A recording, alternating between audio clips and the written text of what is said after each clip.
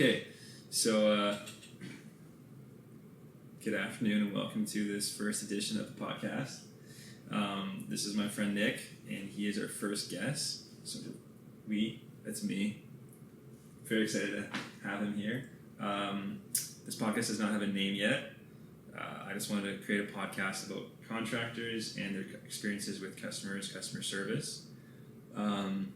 As that's something that I'm passionate about, have problems with, have successes with, and just want to talk to people about, because a lot of customers care about a lot of contractors, care about their customers, and they don't get credit for it. They get a lot of flack because there's like the bad apples out there. Yeah. So, Nick, do you want to tell us about yourself? Quick? For sure. So my name is Nick. I own Augusta Lawn Care Services here in Ottawa. I've been doing it for about 7 years. It's actually a franchise, so I joined them 4 years ago. Started in high school, walking my lawnmower down the street. So we do lots of lawn care and also some landscaping, interlock, all that type of stuff. Okay. And snow removal in the winter. Snow removal. Yeah. I do not care for snow removal. I did it once. I'm already looking forward to it. It's like every winter you're like, I just want summer to come, and I'm like, please, I just want to plow snow. So. Quiet nights with the plow. Yeah. Got a podcast going all night. Yeah. Podcast. Listen to podcasts, folks. So, this is about customer service, contractors, etc. Who is your customer base? Like ideal customer. No, like just who is it? Not your ideal, the one you're studying. The one right now. No. Yeah. Anybody. Like, what's your? I don't really do a lot of commercial. Right. Okay. So, for me, I'd say my customer base is upper middle class to upper class, with a few middle class people. Usually married, living in suburban Ottawa, not as much downtown. Usually have kids, right. 40 to 65, 70, not really anyone under the age of 40. Okay. Just your kind of average Ottawa professional person. Yeah, I would say that's a similar customer base for us, like for the landscaping side of things. For mowing and snow removal, it's kind of like everyone. Okay. So yeah, there's some lower income, just because it's so based on the area. Yeah. And for snow, it's kind of it's all over the board. Very dependent on the area, and it's lower ticket items, and it's like very competitive on price. So it's not like we can, if we were just servicing a high end clientele, like we can charge triple the price. It's still just cutting grass. At the end of the day, we're not the cheapest, and we get all the time that we're expensive, but. Yeah, so for maintenance services, it's kind of all over the board, but landscaping, we're pretty close to what you were saying there, upper middle class. Yeah. I think that just makes sense in general. And how do you select your customers, or do you select your customers at all? Because for me, I will, if I detect a certain thing in a customer, I'll try to avoid them and put in. I would learn about this from a Techobot guy. Yeah. Paver Pete. Putting in a. I don't think of it as ripping anybody off at all, because I never want to do that. Yeah. But when you know the person's a talker, for example, and you be like, okay, I'm going to spend an hour at the end of every day talking to this guy. I need to bill for that. So, or just people who are really hard to work with, and you have to put in like a buffer for the surprises. The PIA factor, the pain in the ass factor. Yes. Yeah. So how do you select your customers? Do you try to discourage certain people from being your customers? Mm-hmm. So actually, like, I got mixed. Got a lot to say about this. So, okay. Like last year, there was this called a contractor fight. So it's this guy. It's like sales coaching for contractor. Yeah. And contractor fight. The contractor fight. The contractor fight. Like it's a struggle. It's like not like Fight Club for contractors. No. Okay. And he's big. Like they're big on. They deal a lot with like rental guys that do like full and like additions with houses, and they're like. You do not go give a quote for free. Like, it's like do kind of over the phone, give them the ballpark price because they charge for consultations. I was like, last year, and I was like, okay, I guess, I gotta be, your time is valuable and all that, so, and it's a way to weed out tire kickers. So last year, I kind of started to try to do that, but it was, you're not going to close as many deals, and you kind of weeds out a lot of people, where just the state of my, I'm trying to grow really fast, so kind of where I'm in business, I just need to, I'm just trying to get as many jobs as possible, so there's that too, kind of depends where you are. But yeah, for now, kind of like what you're saying, if you get the vibe kind of within 5 minutes of meeting someone, and sometimes when you need work, you'll kind of overlook it a bit, but definitely, I haven't done in the past, for guys that talk or adding hours, but definitely you just know when you're gonna have to spend a couple extra hours there because someone's very particular about stuff. So there's that to kind of weed out, and then sometimes they just won't accept the job because it's a bit higher priced than what it would be for someone else. But how about something that we've tried to do is, and I'd say I don't do as much customer appointments and estimates now, but when I'm doing it, if I feel like they don't have the same vision for the project that I do, I'll tell them straight up. And some people appreciate that, and usually the good ones appreciate that. Not sadly, the bad ones don't. Right. It's you're like, oh, we can't do that. That's not correct. They're like, oh, I want it this way anyways. And I'm thinking, well, I don't want to do that. And sometimes I have refused. So how do you avoid when you know it's going to be a problem? Have you just told people straight up? I've kind of, I'm trying to think, there was a job recently, I'm trying to think where it was kind of a situation like that where the customers just ask for it to be done a certain way and it's what they want, and they're sometimes they're willing to pay good money for it, but it's not the way if I was to do the project from scratch the way we would do it. Oftentimes for example for sod, we do lots of sod installations in grass, and if it's a shady backyard and it's you really should hydro seed because we can put a shade mix or something, and sometimes clients will be like, no, I want the sod because it'll be there instantly. I've been in situations like that where you really gotta push someone the other direction, and even if they end up going for it, then they're not fully happy with the results because they wanted sod, but it's not the right thing. So I haven't yet. To be honest, I haven't denied a job because of that, but just because we're trying to grow and get as many jobs as possible right now. But definitely gotta draw the line sometimes. But oftentimes I'll have to very strongly direct them in the direction. That's the right way to go. Just a side note on that. What I would do when I used to do sod in these situations is I would do the sod and I would add on an overseeding with a shade mix. And we'll do that sometimes. I feel like that works fairly well. It also makes it seem that you they understand that you know more. So what do you do when you end up with the actual problematic customers though? Because sometimes customers will start out super nice and they're honoring the contract, everything's going well, and then something happens. Or nothing happens and you go to get paid, or something happens in the job and they just start becoming problematic no matter how hard you try to be good. So I've been lucky. I haven't had situations where the project was going fully smoothly in our eyes too. I've had bad situations where we're we made a mistake, or where it's okay, we can see it's kind of going a little not according to plan. So it's just a matter of communicating and laying out the options at this point. The biggest issue I've ever had with something like that is job went a little bit sideways, and we ended up fixing everything. Took way longer than we expected. It was honestly a bad experience for the customer at that point, and it's just we're communicating just the way it goes, but then we got it all fixed. It took a while, but everything is done as it's supposed to be done, and then we take 50% upfront deposit, and they just refuse to pay the second half. Did you do everything to completion? Yeah. The process was hard on them? Yeah, pretty much. So okay.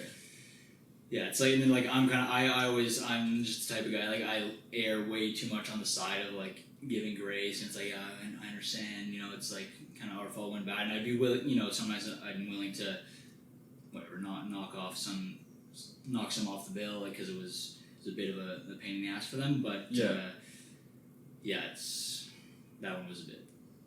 So what was the issue? Yeah, so essentially it was a huge patio. I actually texted you about it. Okay. It was where I was with the pressure washing. No, this was last year. Okay. We were pressure washing sand out of out of the joints, and we used a turbo nozzle, and and then we couldn't. So when the papers were wet, you couldn't tell what was going on. Yeah. And then it started drying, and we're like, holy crap! It was like all like hieroglyph. Like it looks like we like just drew into the papers. Yeah, the guys have messed it up before like that. So. Yeah, so we got it all blown out. Then it was like just a nightmare. So we tried just going with a fan tip and washing, but I guess it was sealed or something, so it just like wasn't doing anything. So we ended up having to pay a company like $2,500 to come do some like acid wash or like fancy thing, to get it all cleaned up. Okay. And it worked. Then put the new poly sand in, all that, done deal. And So you did everything as the contract stipulated, it just took longer? And they were irritated? Took longer. There was a few, so we replaced their front lawn, that was part of the contract too, restarting their front lawn. Yeah. And then, so we did all that. This was before doing the polymeric sand, and it was like a bad batch of sod. So the same thing, we're like, hey, I understand. We replaced it, put new sod, so it was just a series of it was like, oh, this is going horribly wrong, but it was miserable for us too. But you at your own expense fixed everything. Yeah. And it just took longer. So they didn't, and they still refused to pay part of the bill that they'd agreed to. Essentially, yeah. Pretty much, yeah. How is that fair? How is that not fair? How is that legal? Yeah. And it's like it was an $8,000 job total, so we got $4,000. I had guys there for multiple days, $2,500 from the company. I was just like absolutely losing money, and then like $4,000 not paid either. But it was, and it's. Was there any did you say, hey, here's can you at least pay two, or was there just? So essentially, I sent the final bill, and then they replied with a huge, essentially saying we have documentation of everything. We're ready to go to small claims court For you doing the job. Yeah. Yeah. Just kind of that they were saying it just wasn't as we agreed upon, and.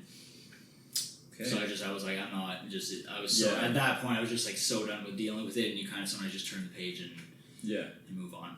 Yeah. Nice. Yeah. What about you, Nate? For me, I have a lot. There was one guy who, in a similar vein, had some legit grievances. It was when I do construction as well sometimes, and we had said the painters were coming in, and the guy didn't remove any of the furniture. Okay, you're gonna have all the furniture in the middle of the room so we could tarp stuff off, blah blah blah. He didn't do any of that, so I tried to work around his stuff, made a legit mess, and then I was like, how are we gonna resolve that? And he would I was offering him okay, name your price. I'll just pay what you want. He's like, no, I don't want to commit to anything until everything is resolved. Until you've cleaned and done everything perfectly. Right. And I was out of the country at the time, and I kept asking him, I'll pay for it. Just tell me. Yeah. And he just wouldn't commit to a number because he was trying to get it was quite obvious, and all my subcontractors on site was he's just trying to screw you over. Yeah. And he's like, I'm going to go to small claims, and it's kind of the same thing. And I was like, what are you going to tell them? All my emails are saying, how can I pay you for the damages? Yeah. What are you going to tell them? He tried to pay me, and I said no. Yeah. I was just, I've never hung up on a customer. Okay. But I said, look, sir, this conversation isn't going anywhere, so I'm going to hang up the phone now, and we'll talk again some other time. Because I have never met someone so frustrating, I think, in my entire life. That's as close as I've come to getting mad at a customer. I don't get mad at it. But I just was like aggressively polite. Yeah, well, like in the other one, I texted you, but like, it's always like Interlock stuff. So I'm like, Jonathan probably knows the answer Ottawa to this. Interlock Repair. Yeah, that's who's hosting this podcast. We don't know the name, but we know the host. Yeah, the cap there. So snow removal, we ran into chip the corner cap, and I was like, yeah, no problem, we'll replace it, and it turns out it was like a discontinued cap. Mm-hmm. So then even like there's the Facebook group like 613 Contractors. I was on there like, hey, does anyone have this cap in their graveyard? What's a graveyard for those of us who don't know what that is? Like what we got out back here, all the old materials lying around. So one just want to clarify for the people who don't understand the colloquial terms. Is that the word? Local stuff. One guy said he had it. Never ended up getting back to me, so God knows. But anyways, the customer, I'd answer her saying we'd go and find the cap, and then a couple days later, I get an email from her saying that she'd gotten quotes from other contractors to replace the entire staircase. Goodness. And it's like an old whole interlock staircase. Like $15,000 to $25,000 estimate for it. So I'm like, geez, like I'll drive to Nebraska to find this cap and like drive back before doing that. I've been to like Woodstock, London area. Yeah. Find something. Jeez. Yeah, it's like there's like so many options before that. And then turns out too, she had like a bunch of garden walls on site that had that cap, and it's like, rebuild a little section of your garden wall, or even like redo your garden wall before doing that. There's so many options, so ended up settling. Paid her $1,000. I was like, it's over for a $400 snow removal contract. Yeah. So it was a downhill driveway, like sloping back to the garage. So I don't think I'm doing those anymore this year. Yeah. I know some companies are like, no, we're not doing downhill driveways. So that makes sense. Too high risk. That makes sense. Do you think you've learned any like valuable lessons for other people or for yourself? Mm-hmm. But I'm sure other people can learn from your mistakes.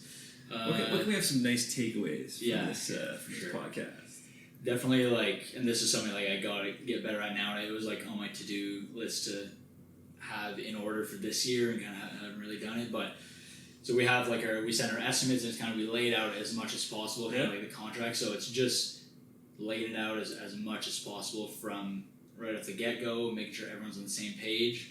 But something where I want to go to just go even above and beyond, make sure that customers clearly acknowledge what could go wrong. So for example, sod, we always run into internet cables, and it's even if we got locates, even if you get locates, they don't care. Yeah, exactly. They don't mark the bell lines, and we go with their saw cutter 2.5, 3 inches, and it's just that. I found them with just my fingers in the grass. Yeah, exactly. So it's I don't know how deep they're supposed to put it, but everything's supposed to be 18 inches. Everything. Yeah, they're never that. So we'll cut it. Now we go we'll find the bell box, go with the spade around it. But even that, if your first spade going it's gonna cut it. So I want to send them kind of a again. And Bell is supposed to, on that case. Yeah. Bell is the one who approved you going down and getting in there. So you're covered. If you get locates done, it's not technically your fault. Right. They're liable for lying to you about where the line was. Right. But then it's our fault, not as the customer. Yeah, but when I get locates on what is it, 811 dig or something like that, they don't mark the internet cables. No, they don't. Yeah, they tell you it's clear even. Right. But there's nothing there. Yeah. So even when we do cut it, it's free. It's just a huge pain for the customer. Yes. Especially with everyone working from home. Yeah. So there's once another kind of story like that is so that was one, but buy a hotspot. Yeah. Just give them. Yeah, exactly. but I want to send them. I want to start sending. Okay, you accept a quote, have like a Google form or something where it's just like kind of the contract, but re-emphasize. I understand that the internet line can get cut. Yeah, we have I all understand those. that this We do and all that, that. you know, yeah. So that's something that we got to do. And one big one is ants. Customers don't realize that we're not a pest control company. Think that if we do their sand or something, touch something up, that ants won't come back. Right. Ants, their job is to dig through sand. Yeah. Why do the ants come back so fast? But what we do is we offer free. We would come back for free to touch it up if they kill the ants or get someone in to kill the ants. So I think that's reasonable. That's very reasonable to give them free touch ups on everything. If they have a pest problem, because we are not a pest control company. Yeah, we have had that. But you're saying disclaimers. Yeah. I kind of have a rule of you try to think of everything verbally when you're talking to them that you can think of that will go wrong. Right. Then you put it in writing when you're sending the everything in. Yep. And then when it happens on site, they're prepared. If you didn't say it verbally, you have to send them like an extra special disclaimer in writing, right? Because they won't read it. Yeah. They'll hear it, then they'll check it, and Yeah. then they'll understand it. If they don't hear it, you have to send them a separate email outlining everything special for them. But I was trying to think of one other thing to talk about, which was we're talking currently about like how to handle reasonable customers. Mm-hmm. How have you handled unreasonable customers? Well, so the first thing that pops to mind for snow removal, that's probably like that's where you deal with the unreasonable customers, and it's just like you just got a lot of people they expect you to have a tractor dedicated to their driveway that's just going to be there all the time. So honestly for snow removal, if it's that reminds me, my snow removal company broke my lamp and they still haven't fixed it. I got to get on that. But I'm being very reasonable about it. Yeah, the lamp is super. That's a common we'll break lamp posts all the time. Keep a guy busy fixing those. Yeah. But yeah, so for snow, like small ticket stuff like that, where it's just like a volume game for customers. Yeah. I'll honestly just email someone and be like, hey, it seems like we're not a good fit for you. Like clearly we can't meet your needs. And I'll just like fully refund them for snow. And it's like it's easier to do it for that service. Just drop it. Yeah, because and sometimes people just don't have realistic expectations, even though it's laid out. Yeah. And then for lawn mowing, it's kind of a similar thing. Sometimes it's just not on the same page. Yeah. In terms of like landscaping or like bigger the project jobs, is harder. Because you got to deal with it. You got to find a solution if you're already on site. It's very hard to take I'm halfway through the job, I'm just gonna back off. That's not good. Like have you ever had to walk off a job without finishing it? That's a great question. Have I ever walked off a job without finishing it?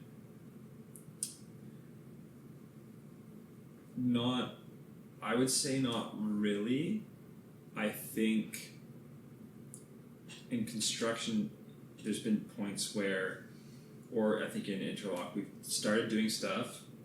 The job only I think when the job kind of changes. Right. And they say like, oh well, my brother-in-law is going to help me finish it, and I'll say okay. Or say I have a subcontractor in. This is one I've done. It hasn't usually been that and like there's been no animosity or anything. Right. It makes more sense for this subcontractor to do the rest of the work, and we're just going to leave me out of it, and I'll go walk away. It's usually more of an amicable situation. I've never had like an argument with a customer that led with me saying, I'm going to just cut my losses and leave. Yeah. Because I don't know, maybe I think I should have more, but I'm too nice. Yeah. I have the same issue. It's kind of like that's a big thing that I'm realizing this year is just I err way too much on the side of like whether it's with customers or like employees of just too easy. But never had to walk off a job either. But I've heard a lot of stories about that. I've gone to quotes where it's like, hey, our Interlock contractor just left, and it's kind of there. That's the often there are lots of bad contractors who just leave. and then a lot of people get like hurt by contractors emotionally. Yeah. And they're not willing to love again or to commit to another contractor. So that's something that the good contractors deal with. If you care about customer service, that's I think where most of our energy goes, is convincing customers that we're good, and we very rarely take the time to think about if the customer's a good fit for us. Yeah, it can be tough. Sometimes like, when you need work and you gotta keep the guys busy, like it's you'll overlook some stuff that even like in the moment you shouldn't. Yeah, it's actually very similar to dating. Yeah. If you've been single for a while, you're like, oh yeah, we could deal with that. We could deal with that. Yeah. No, it's better to be single. Kind of dealing with something like right now. I was talking to a guy today who he gave a deposit to a company for a big Interlock job, and company just ran off with it. So he's reaching out to us now saying like, hey, because we quoted last year this job, and he's saying, hey, this happened. Are you interested in taking on the work? But he's like, I'm ordering the material, not paying a deposit. I'll send you money at the end of each day. Yeah. So it was like, it sounds alright in theory, but it's just like kind of those red flags popping. But then but it's understandable. It's understandable for sure. And you have to decide if you want to deal with that or not. Yeah. Which, if you're desperate, you might. But it's good to not be desperate. Yeah, for sure. Do you have anything else you want to talk about? I think that's basically time and said some good things. Yeah. Not really. Nothing off the top of my head. Okay, so I'm Jonathan from Ottawa Interlock Repair on the Nameless podcast about customers, contractors, customer service, for contractors, by contractors. This is Nick Sneddon. Yeah. Nick Sneddon. I don't know how to say it. Most people pronounce it. Most people say Sneddon or something, so you got it right. I got it right. Sneddon. Nick Sneddon from Augusta Lawn Care. Both local Ottawa contractors. It's been great. Thanks so much. Awesome. All right. Cheers. I think that's a wrap. Episode 1. Oh.